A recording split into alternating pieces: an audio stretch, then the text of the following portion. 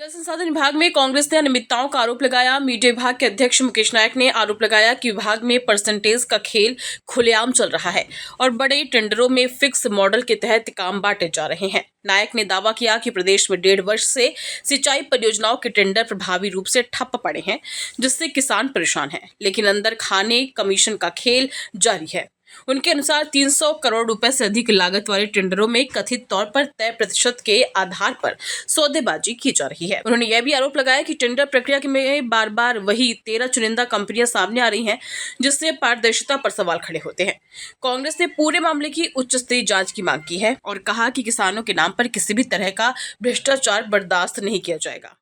यहाँ उपस्थित सम्मानित पत्रकार जन, आज मैं मध्य प्रदेश की ऐसी समस्या की ओर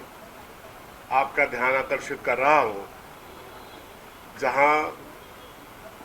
शुद्ध पेयजल की व्यवस्था के लिए जल निगम ने और पीएचई डिपार्टमेंट ने सबसे ज़्यादा धनराशि को आवंटित किया है। लेकिन मुझे ऐसा लगता है कि ये अनिवार्य ज़रूरत का जो नियोजन है, किस निर्ममता से इसमें भ्रष्टाचार हुआ है, इसकी आप कल्पना नहीं कर सकते हैं। अभी तक तो हमने यही सुना था कि कोई एक व्यक्ति अभिनय के क्षेत्र में चोर का अभिनय कर लेता है, विलेन का अभिनय कर लेता है, हीरो का अभिनय कर लेता है। लेकिन ये पहली बार देखने में आ रहा है कि एक ही कंपनी अलग अलग छद्म नामों से किस तरह एक सिंडिकेट बनाकर सारे ठेके आपसी तालमेल और मेलजोल से हड़प रहे हैं और विभाग के मंत्री का और दलालों का उनको संरक्षण है।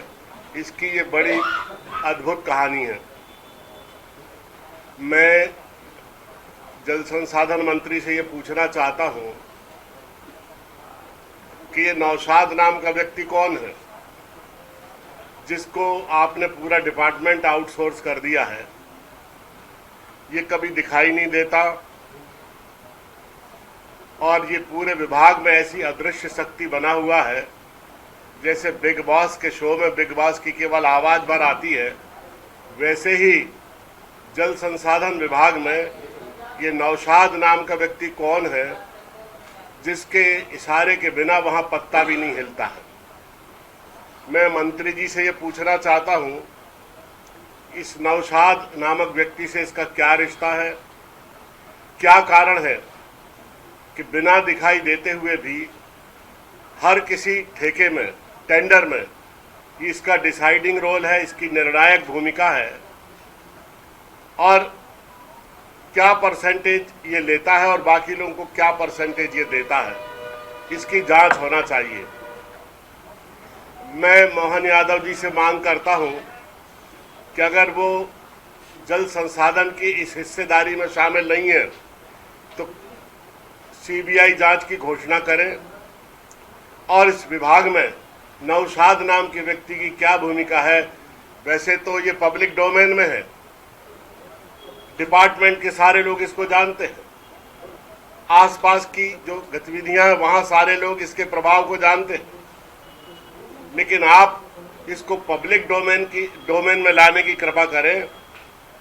कि इस सरकार में और डिपार्टमेंट में ऐसी निर्लज्जता क्यों हो रही है। ये बताएं मंत्री जी और मोहन यादव जी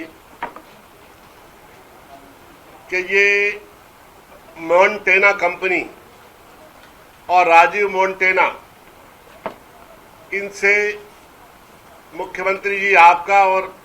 तुलसी सिलावट जी आपका क्या संबंध है, और जो अलग अलग कंपनियां आपसी तालमेल से जो टेंडर ले रही हैं उसमें ये राजीव मोंटेना की क्या भूमिका है, इसको स्पष्ट करें। ये वो कंपनी है जिसको माननीय कमलनाथ जी पूर्व मुख्यमंत्री ने इसको ब्लैकलिस्ट किया था, लेकिन ये छद्म नामों से पूरे ठेके ले रही है। इसकी डिसाइडिंग भूमिका है